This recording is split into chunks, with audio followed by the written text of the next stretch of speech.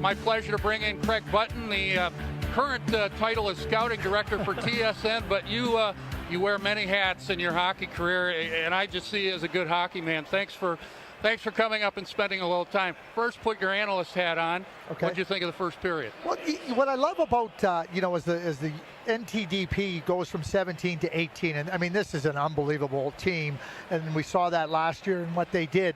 But as they become 18 and they play against good teams, these teams that they play against all understand how good they are. So it's a nightly challenge whenever they're playing a game, and Des Moines a good team, and it's a good challenge for the young players here because as talented as they are, the challenges of the game are going to be there, and certainly Des Moines doesn't want to come in here and get beat like Green Bay did last weekend, and everybody's aware of it. So a very good test for the U18. You're saying that John Wroblewski's team has a target on his back most of the night. I would suggest that it's every night, even when they win like they did last weekend against Green Bay. I mean, nobody wants to get beat like that. It's just a case of it being too lopsided between the two teams. But when the good teams come in here to play, or when the under 18 team goes on the road, they want to show that they're, because they also know too that there's lots of scouts in the building. Yeah. Right. So they want to put on, their best, or put their best foot forward as well. Among them, beyond the curtain, Ryan Martin, the assistant general manager of the Detroit Red Wings, who will have a high pick. Who billets Case McCarthy, number 24. Let's just talk about some of the NTDP guys. I know you've had your Craigslist and all of that. Jack Hughes and Capo Caco, 2-1, 1-2. Do you still see Hughes as number one? Well, why did you say 1-2, 2-1? Because a lot of people are saying right now that a lot of other people are picking Capo Caco. I'm not so sure about that. I like what you said in the past. Make your list, pick your player, and live with it. Well, I believe that, but also too, I mean, I hear a lot of things about, Capo Caco's a very good player. Let's not forget about that, okay? Right.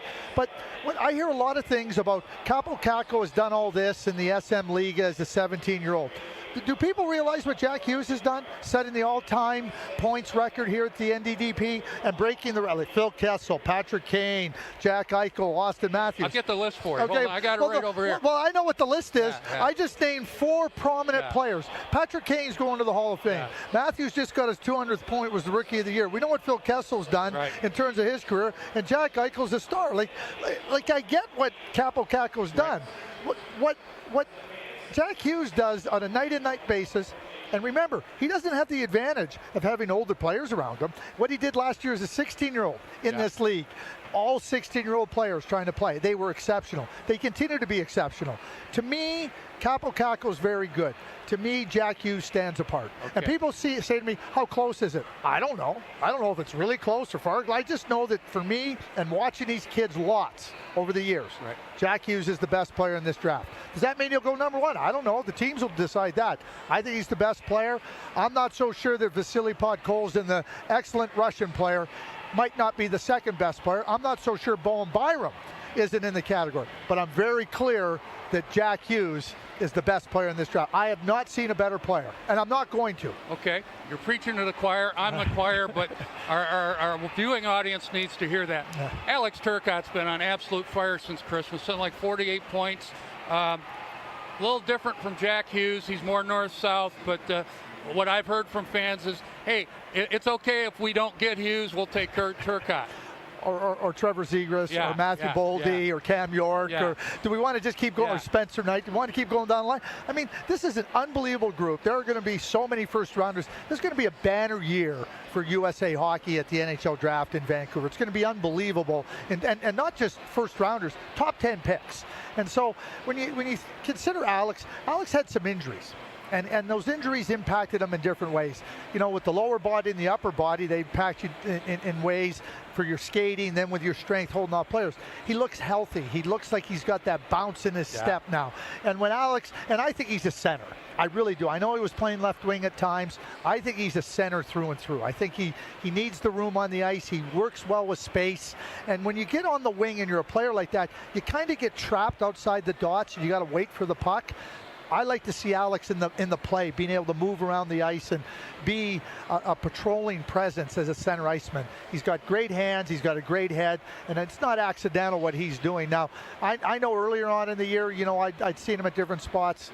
He's a top 10 player. Now, I thought Cole Caulfield would shatter Phil Kessel's record for goal scoring. I did not think he would score 6 goals in a game, though. And the 7th goal he scored on the weekend was an even better snipe. You call him the smiling assassin. Have you met his parents? They are always smiling as well. Well, I haven't met his parents. I look forward to meeting his parents. Well, you might meet him tonight or tomorrow. Oh, well, I'd love to do that because, I mean, I just love Cole. I mean, he's a player, number one, he's got exceptional skill. He does. I mean, you don't do what he does and score goals like he does by accident. But he's a competitor. You watch him get open. You watch him try to make a play and wanting to score. I mean, the great thing about goal scorers, they score. Yeah, they score, but they're hungry to score. They want to score. They're determined to score. They don't let the opponents, check them. One of the great things that I look for in young players, especially players that might not be the tallest or the biggest, do they engage the game on the opponent's terms, or do they make the opponents engage them on their terms? Yeah. Cole Caulfield makes every opponent, for the most part, you better engage me on my terms. The puck comes off his stick. He opens up the ice. He gets open. He doesn't engage unnecessarily in physical battles. That's what he needs to do. He's the best goal scorer in the draft for me, Pete.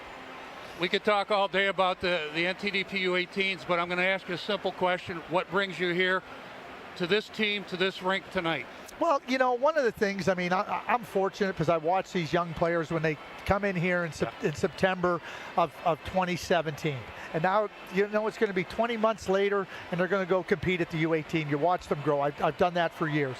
So to watch them grow, I want to see them, at the beginning of the year. I want to see them in the middle of the year. I want to see them right before they go to the U18. It's not just about tournament play. You want to see them against good competition, which is always a thrill. And it's interesting, the 2003s are here competing for their spot next year. So next September, I'll start to watch those young men and then 20 months later. It always touches me, Pete, when at the U18, and whether they win or their disappointment when they lose like they did last year. To me, when you watch those kids and you watch how much they've evolved over the 20 months, you get to see it on a nightly basis, game in, game out basis. I see it over the time, but it's just really impressive as they pursue goals and dreams that are really important to them. So you have a similar passion to the players that I have, that a lot of good hockey people have, right? You love being here. Oh, this is unbelievable. I say to people too, it's $5 to come and watch the National Team Development Program. In 2 years' time or 3 years' time, it's going to cost you about $75 to watch Jack Hughes, and it's going to cost you about $75 to watch Matthew Boldy and Trevor Zegras. So why not come on out here? And if you have the opportunity to go watch these young men, these are the stars of the NHL in the future. We just mentioned Matthews and Kessel and Kane and Eichel, and there's many, many others. Charlie McAvoy, who's with the ball. I mean, and I can go through the list, but what an opportunity to watch what not only is the future, a bright future for these young men, but the future of the NHL, future of national teams, whether that be the World Championships, the World Junior, hopefully the Olympics, because the players want to be in the Olympics, and I think everybody wants to see them there. What a great opportunity to come out to a great rink here in Plymouth, Michigan, and watch these young men. Craig, we're going to let you go. Lunch is on me tomorrow if we meet up. And we're going to meet up. We're going to meet up, and we're going to continue to talk. Always a pleasure talking to you. Thanks for answering the emails. I send you always my pleasure, Pete. Always my pleasure. We'll talk some more. Okay, Craig Button of TSN, my guest. We'll be back with the second period of play right after this timeout. Team USA, the NTDP U18s won, and the Des Moines Buccaneers won. And from USA Hockey Arena, you're watching this game on CN 900, CN 81, and HockeyTV.com.